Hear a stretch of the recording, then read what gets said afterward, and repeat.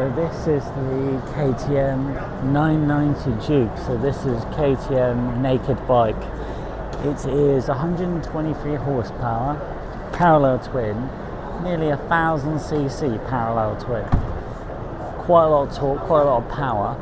It is held back to get through emission regulations and SAVREN regulations. So with a full remat, full exhaust system and no baffle, it's definitely more power and torque to be had out of this naked engine. But let's see what it's like to sit on one.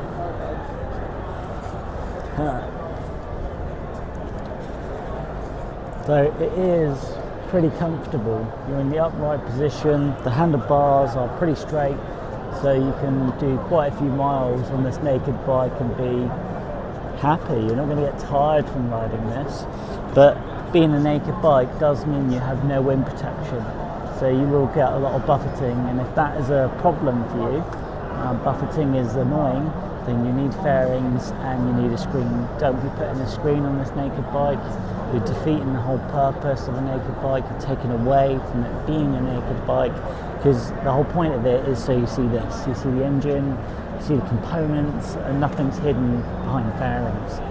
So this is £10,999, so £11,000, and it is quite a lot of bike. The orange stands out. It has got a lot of presence, and it does look actually very good. And this has got the updated headlight unit. So you've got DRLs, and it's all LED indicators, and the front end does look good. It looks pretty aggressive and it looks different. So it's a nice update from KTM. It looks good. You get a TFT display, fairly easy to read, good screen size, so that's really good. You only get a key. It is fuel injected, computer controlled, and double overhead cam. So it just starts on the button and it's going to be pretty reliable, which is good. But anti-lock brakes are standard, so if you need to put the anchors on, you'll be able to do that without locking the front or rear wheel. So that's a really good safety feature. This also features the six-axis IMU. So you've got traction control no matter the lean angle. So what that means is that if the computer feels something very bad is about to happen, it's going to modulate the brakes or it's going to cut the throttle, so you just stay on the throttle and you just keep powering on. So traction control is really quite advanced on this, so that's pretty good. You'll get decent MPG from this parallel twin. It's also pretty good.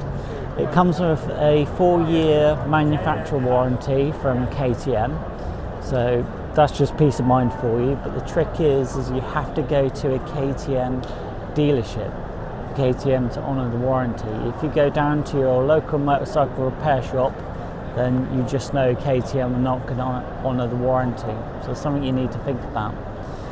But it looks very good.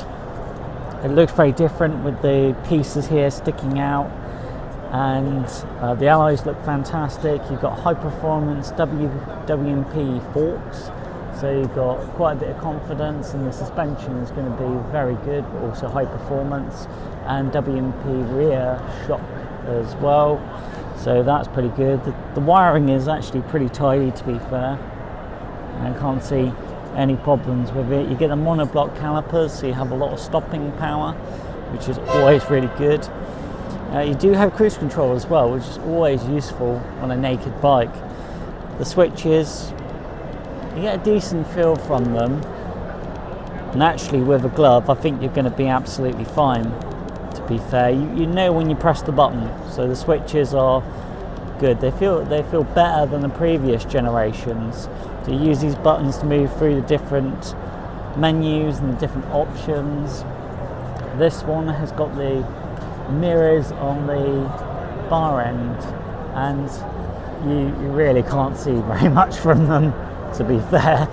I mean, you pretty much see this and maybe a little bit to your side, but they're quite small. And also the problem is by having the mirrors and the handlebars is as you're manoeuvring your KTM 690 Duke, I've had this before, your hand ends up whacking into the mirrors when you have this design. So I really don't like that. It would have been better to have the mirrors up here, but everybody's different, I guess. But yeah, clutch is not too heavy.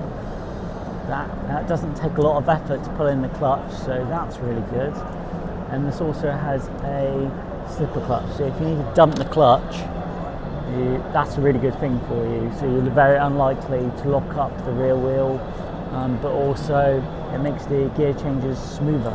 You also have up and down quick shifter, which is very, very useful, and it looks good from the back. Interesting naked bike by KTM.